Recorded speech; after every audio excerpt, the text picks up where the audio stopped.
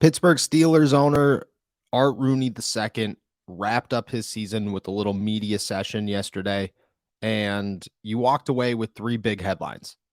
Three big, let's call them bombshells.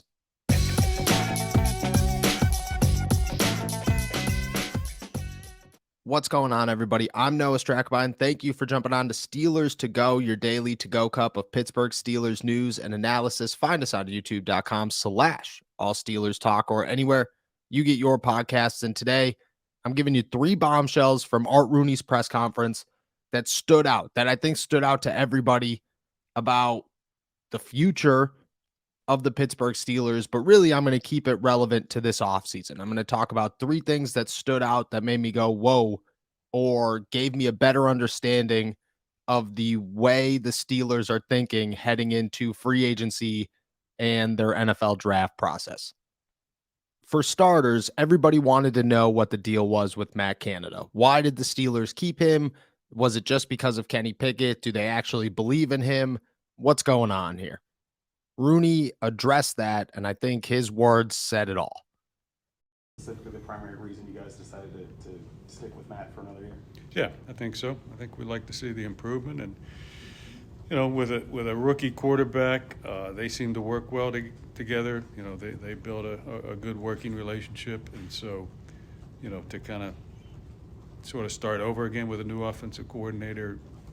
You could wind up back in the same situation again where, the first half of the season, you're breaking in a new coordinator. So, we just felt like there's enough there to build on that, we wanted to continue to keep that group together. While playing it safe seems like a good option if you actually believe in Matt Canada, the Steelers have to actually believe in Matt Canada. If they're looking at the situation going, okay, well, the worst case scenario is that if we change offensive coordinators this offseason, then things could go totally wrong and Kenny could lose a year and we'll be in a bad situation again. Yep, understandable. What if it doesn't work out this season? Then you lose 2 years with Kenny Pickett. You lose another opportunity at a Super Bowl. You waste development in a prime spot for Kenny Pickett, a place where he really should excel in that 1 to 2 year leap. You're going to waste that.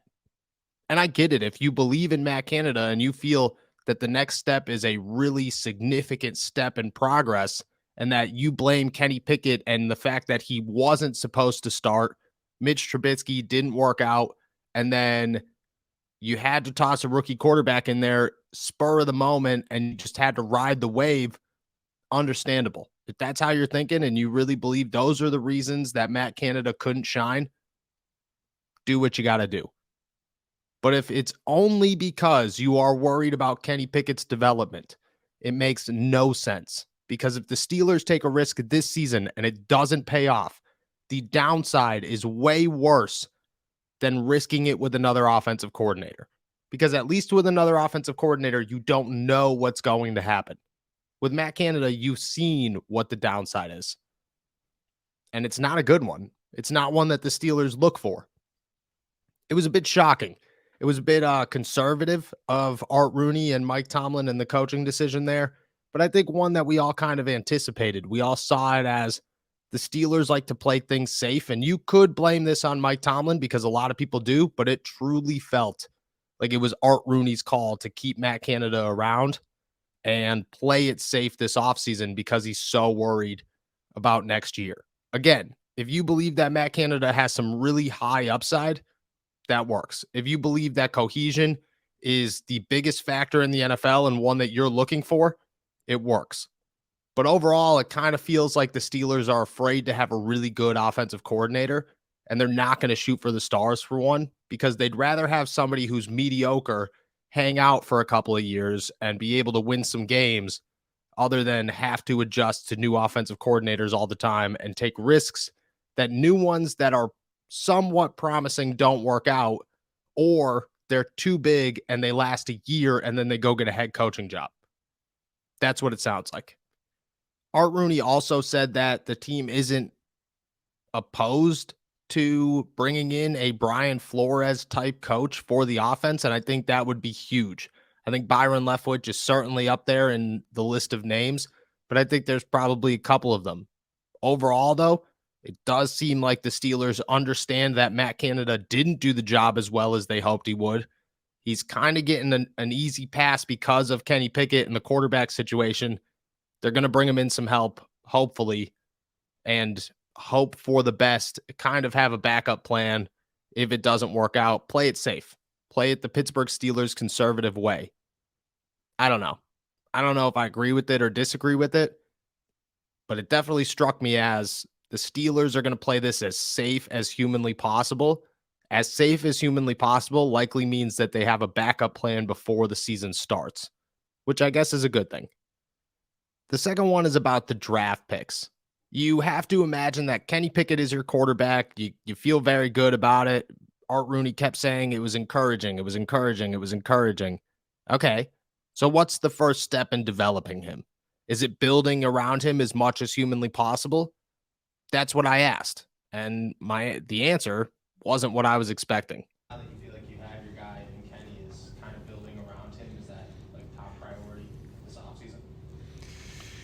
Yeah, I mean, like I said before, I think we have a lot of good young players on offense. So, we may have a lot of the pieces around him that we need. Now, you can always use another piece, and we'll be looking for the other pieces. But I think we have a pretty good young group there, and we'll have an opportunity in this draft that got some high draft picks we can utilize, and but in general, I like what we're bringing back next year on offense. I saw Art Rooney kind of saying, yes, we build around Kenny Pickett. We should always be looking for new weapons. The league is advancing, blah, blah, blah. What I got was Steven Sims and Calvin Austin have promising futures. Deontay Johnson and George Pickens are superstars. Najee Harris and Jalen Warren are superstars. They're a great tandem. We have Pat Freiermuth. We feel good about Connor Hayward. Really, no changes are going to be made. We're not going to bring in a special wide receiver just for Kenny Pickett, which in my eyes immediately went to Jordan Addison is not on the top of the Steelers draft board this offseason. And I think that is shocking because I fully expected Addison and Joey Porter Jr. to be the 1 and 2 on their list. It doesn't seem that way. Instead, it seems like the Steelers are going to rock with what they got because they believe that this young offense can grow together, which is smart. And I don't disagree with that move. I think that the wide receiver room has plenty of talent. I think that Najee Harris and Jalen Warren are a perfect 1-2 punch. And I think that Pat Freiermuth and Connor Hayward can work very well together as long as you bring in Zach Gentry or a Zach Gentry type player to be a blocker. I think the Steelers got the pieces to the puzzle. And I think they do too. Outside of the offensive line, which brings us to quote 3. How do you evaluate the offensive line? I mean, of course they got better like you like to see, but it looks like there could be still some room for improvement there. Is that a tough thing to do to be able to figure out what's the best way to move forward with that unit? I think that we did get better as the season went on, and that's encouraging. But we're not going to say we can't improve. I mean, we're going to look for ways to improve, and I think overall consistency is something we could do better with. Really, we had some guys that were a little inconsistent that we got to do better in that regard. So. While maybe Jordan Addison would have been a bit more of a spark, a bigger name to be drafted by the Pittsburgh Steelers early, or a wide receiver being signed early in free agency can really just add a bit of explosion, a big headline for everybody to read, get excited about. What it sounds like is that the Steelers are going to do as much homework as humanly possible into their offensive line, figure out exactly what needs to change, and probably change it.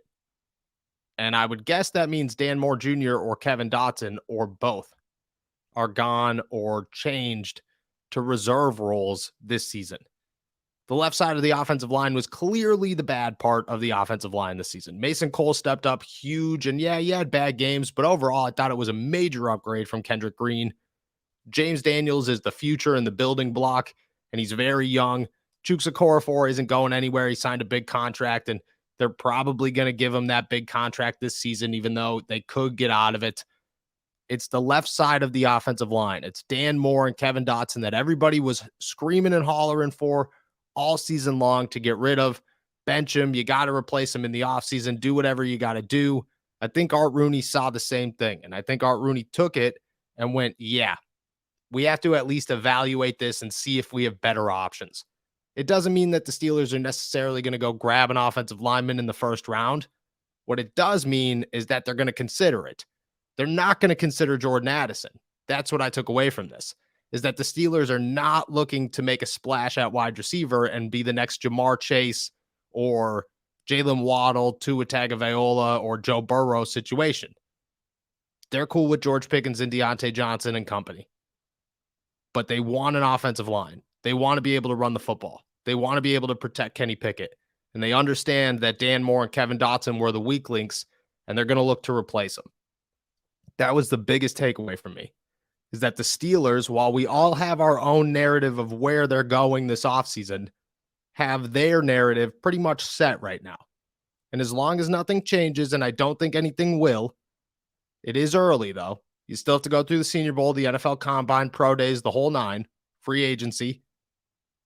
If everything happens as they expect it to happen, there will be new guys on the left side of the offensive line this season.